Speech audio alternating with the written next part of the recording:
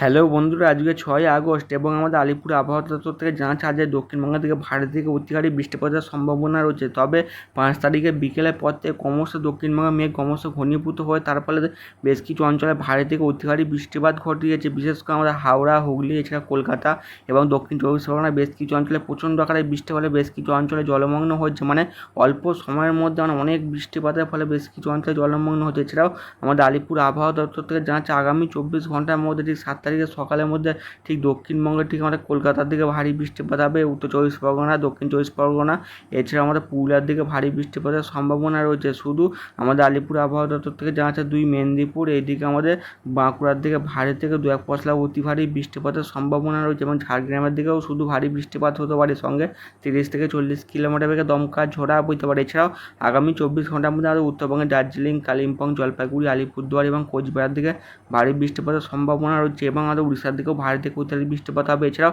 আমাদের দক্ষিণ ভারতের কেরালার দিকে ভারী থেকে 2-1 পশলা অতি ভারী বৃষ্টিপাত হতে পারে, কঙ্কনের দিকে ভারী বৃষ্টিপাত হতে পারে, এদিকে মধ্য মহারাষ্ট্র, গুজরাটের দিকে ভারী 2-1 পশলা অতি ভারী বৃষ্টিপাতের সম্ভাবনা রয়েছে। এছাড়াও আমাদের পূর্ব রাজ্যে থেকে আমাদের আসাম, মেঘালয়, নাগাল্যান্ড, মণিপুরের দিকে বজ্রবিদ্যুৎ সহ ভারী 2-1 পশলা অতি ভারী বৃষ্টিপাতের সম্ভাবনা রয়েছে। সবথেকে পূর্ব রাজ্য থেকে ভারী বৃষ্টিপাতের সম্ভাবনা সবথেকে বেশি রয়েছে। এছাড়াও আমাদের উত্তর ভারতের জম্মু কাশ্মীর, লাদাখের দিকে বজ্রবিদ্যুৎ সহ বিক্ষিপ্ত ভারী, তারই মধ্যে 2-1 পশলা ভারী থেকে 2-1 পশলা অতি ভারী বৃষ্টিপাত দেখা মিলতে পারে। এছাড়াও আমাদের আন্দামান নিকোবর দ্বীপপুঞ্জের দিকে 40 থেকে 50 কিলোমিটার বেগে দমকা ঝড়ের সঙ্গে বজ্রবিদ্যুৎ সহ বিক্ষিপ্ত ভারী বৃষ্টিপাতের সম্ভাবনা রয়েছে। তবে আমাদের আলিপুর আবহাওয়া দপ্তর থেকে জানাচ্ছে ঠিক আমাদের আগস্টের ঠিক 10 থেকে 12 তারিখের মধ্যে একটি গভীর নিম্নচাপ তৈরি হওয়ার সম্ভাবনা রয়েছে। তবে ঠিক আমাদের ইসিএমডব্লিউ মডেল থেকে দেখা যাচ্ছে ঠিক আমাদের 10 তারিখের দিকে একটি ঘূর্ণাবর্ত তৈরি হবে ঠিক আমাদের বাংলাদেশ সংলগ্ন ঠিক আমাদের উত্তর বঙ্গোপসাগর দিকে এবং ঘূর্ণাবর্তটি ক্রমশ শক্তি বৃদ্ধি করার সম্ভাবনা রয়েছে ঠিক 12 তারিখের দিকে। বিশেষ করে 12 তারিখে ক্রমশ আমাদের গাঙ্গে দক্ষিণবঙ্গের উপর একটি ঘূর্ণাবর্ত অক্ষরেখা থাকবে এবং একটি ঠিক মায়ানমারের দিকে একটি ঘূর্ণাবর্ত অক্ষরেখা এবং এই 2 ঘূর্ণাবর্ত অক্ষরেখার ফলে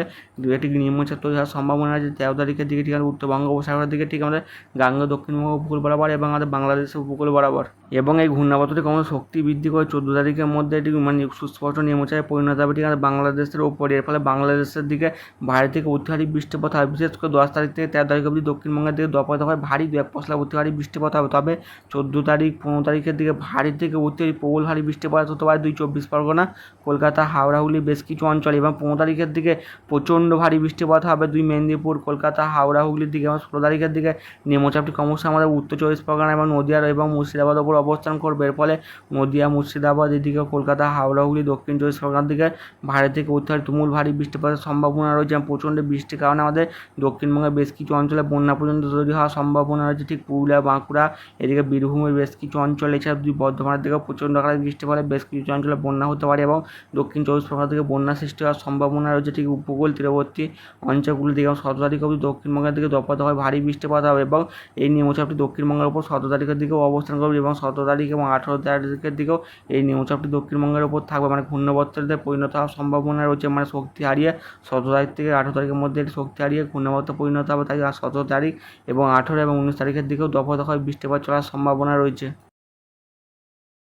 ইসিএমডব্লিউ মডেল দেখা যাচ্ছে আজ বেলা 10টার দিকে দক্ষিণবঙ্গের দিকে দফায় দফায় বৃষ্টিপাত চলবে এবং সারা দক্ষিণবঙ্গে হালকা থেকে মাঝারি বৃষ্টিপাত হচ্ছে এবং আজ বেলার দিকে বৃষ্টির পরিমাণ বাড়তে পারে হলদিয়া, সাগরদ্বীপ, কাঁথি, দীঘা, এদিকে আমাদের ক্যানিংয়ের দিকে, কলকাতার বেশ কিছু অঞ্চল, আলিপুরের দিকে এবং দমদমের বেশ কিছু অঞ্চল। এছাড়াও আমাদের বাঁকুড়া, পুরুলিয়ার দিকেও হালকা থেকে মাঝারি এবং কিছু অঞ্চলে বজ্রবিদ্যুৎ সহ বিক্ষিপ্ত ভারী বৃষ্টিপাত হবে। তবে আজকে দুপুর 2টো থেকে বিকেলের মধ্যে আমাদের দক্ষিণবঙ্গের দিকে ভারী বৃষ্টিপাত হতে পারে সুন্দরবন ঠিক আমাদের বাংলাদেশ বর্ডার লাগোয়া অঞ্চলগুলিতে ঠিক ক্যানিং, কাকদ্বীপ, এদিকে আমাদের হলদিয়া, এদিকে আমাদের সাগরদ্বীপ, এদিকে নামখানা এবং ফেসারগঞ্জের বেশ কিছু অঞ্চল। এছাড়াও বাংলাদেশের যশোর, সাতক্ষীরা, বরগুনার দিকে ভারী বৃষ্টিপাত হবে এদিকে তিনকোনা এবং কুয়াকাটার দিকে এবং আমাদের দক্ষিণবঙ্গের পাশাপাশি আজকে ঠিক দুপুরবেলা দিকে উড়িষ্যার ভুবনেশ্বর, এদিকে পারাদ্বীপ, এদিকে ভদ্রকের দিকে এবং কেন্দুঝড়গুড়ার দিকে প্রচণ্ড আকারে বৃষ্টিপাতের সম্ভাবনা রয়েছে এবং দক্ষিণ ভারতের দিকে তামিলনাড়ু, কেরালার দিকে বজ্রবিদ্যুৎ সহ ভারী থেকে 2-1 পশলা অতি ভারী বৃষ্টিপাত হবে। তবে আজ সন্ধ্যার দিকে দক্ষিণবঙ্গ থেকে বজ্রবিদ্যুৎ সহ বিক্ষিপ্ত আকারে বৃষ্টিপাত হতে পারে কলকাতা, হাওড়া, হুগলি, মেদিনীপুরের বেশ কিছু অঞ্চলে এবং 7 তারিখের দিকেও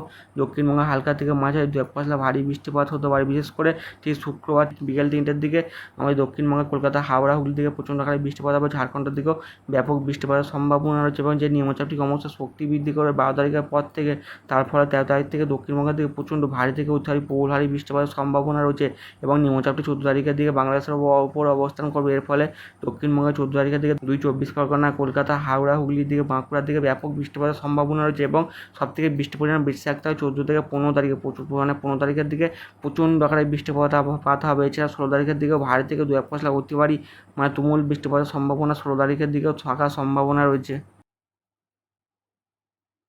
উপগ্রহ চিত্র থেকে দেখা যাচ্ছে ঠিক আমাদের গাঙ্গেয় দক্ষিণবঙ্গের উপর মেঘ ক্রমশ ঘনীভূত হচ্ছে এবং কলকাতার দিকে বেশ কিছু অঞ্চলে সারা রাত হালকা থেকে মাঝারি বৃষ্টিপাত হচ্ছে এবং বেলার দিকে বৃষ্টির পরিমাণ বাড়ার সম্ভাবনা রয়েছে এবং দক্ষিণ চব্বিশ পরগনা থেকে বজ্রবিদ্যুৎ সহ ভারী থেকে 2-1 পশলা অতি ভারী বৃষ্টিপাতের সম্ভাবনা রয়েছে বেলার দিকে।